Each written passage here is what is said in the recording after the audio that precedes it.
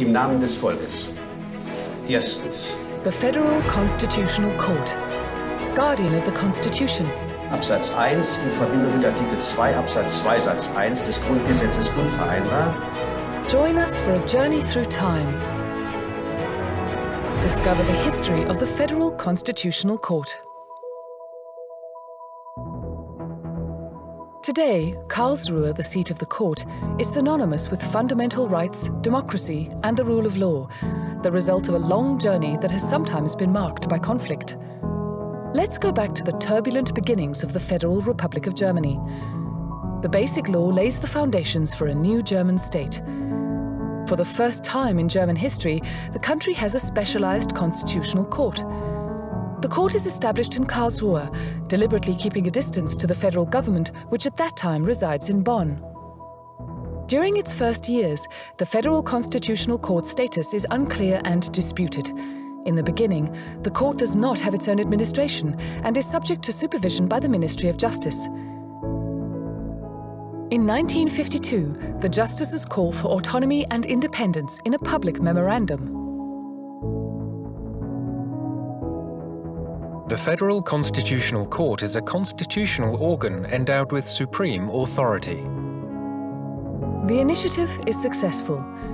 Since 1953, the Federal Constitutional Court has been independent and has managed its own budget. In 1963, the justices decide on their own official clothing, red robes.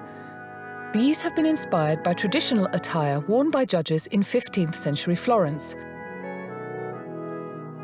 To this day, they are regarded as the hallmark of the Federal Constitutional Court. The court's independence becomes evident in many decisions. In 1961, the Second Senate declares Federal Chancellor Konrad Adenauer's project to establish a nationwide state television channel unconstitutional. Offended, the Chancellor declares in the Bundestag, Das Kabinett war sich darin einig, dass das Urteil des Bundesverfassungsgerichts falsch ist, meine Damen und Herren. Gebhard Müller, president of the Federal Constitutional Court at the time, responds to the Chancellor's declaration of disapproval. According to the German constitutional order, no constitutional organ is entitled to decide and officially declare that a decision of the Federal Constitutional Court does not comply with the law.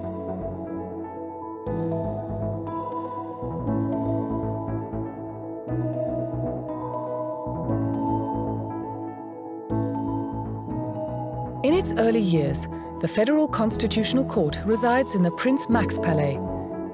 Soon more space is required. The court needs its own building. In the 1960s, a modern glass complex is built directly next to the Karlsruhe Palace.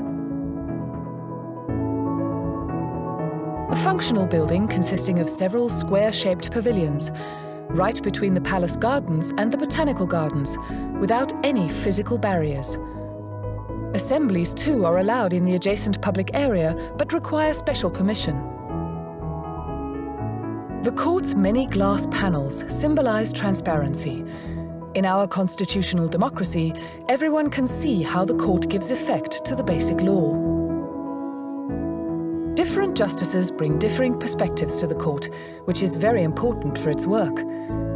In the history of the Federal Constitutional Court, women have been underrepresented.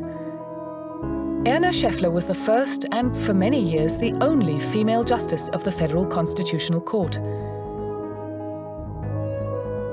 In 1994, Jutta Limbach becomes the court's first female president. 25 years later, 9 women and 7 men serve as justices.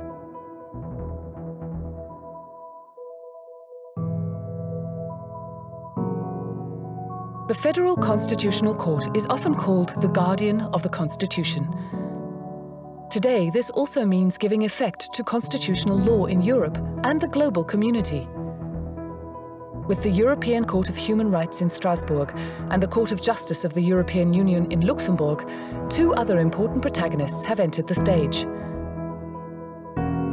European law and international law are much more prominent in the work of the Federal Constitutional Court now than they were in the past.